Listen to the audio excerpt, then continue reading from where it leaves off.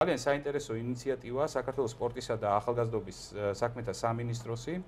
როგორც ჩანს 2014 წელს დაიწყო ეს გვერდი, კამპანიას ჰქვია My Profession, ჩემი პროფესია და მე მინდა წარმოგიდგინოთ ერთ-ერთი რგოლი აქედან ძალიან მოკლედ დაახლოებით 10-15 წამი მაინც ვნახოთ რომ წარმოდგენა გქონდეთ რაზეა საუბარი აი ამ YouTube არხზე. პროფესიოლეტი კლიძე კატერინე, ვარ სამხედრო მფრინავი, ამჟამად ვმუშაობ ცალკეულ შერეულ საავიაციო ესკადრილიაში. სამხედრო მფრინავი ფაქტიურად ორმაგი ცხოვრებით ცხოვრობს, ანუ ის არ არის მხოლოდ მფრინავი. პირველ რიგში არის სამხედრო, ცხოვრობს სამხედრო წესებით და პარალელურად ასრულებს საფრენოსნო დავალებას. ანუ მედესანტეები გადაყვავს და კონკრეტულ წერტილზე ასრულებენ ხტომებს. გარდა ამისა, შესაძლებელია ვიმუშაოთ ტვირთის გადატანაზე, მგზავრების გადაყვანაზე. თუმცა სხვადასხვა ტიპის საფრენი აპარატები სხვადასხვა დანიშნულებითაც გამოიყენება.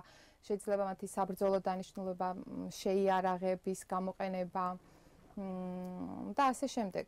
მომავალი მფრინავი აუცილებლად გადის ფსიქოლოგიურ შემოწმებას და ფიზიკურ შემოწმებას. მოკლედ მივხვდით ალბათ საუბარია სხვადასხვა პროფესიებზე, აქ საკმაოდ ბევრი რგოლია. ძალიან კარგი იქნება ეს მათთვის, ვინც უნდა მიიღოს გადაწყვეტილება წელს პროფესია არაურჩევია. გადახედეთ ამ ვიდეოებს, ძალიან ხარისხიანი ვიდეოებია. მოკლედ ისეთი საინტერესო ინიციატივაა, რომელიც რატომღაც მე ყოველ შემთხვევაში ამის შესახებ მესეთივე პროექტი აქვს ილიაუნისაც, მე როგორც ილიაუნის კარგი მცოდნე, ლობისტი.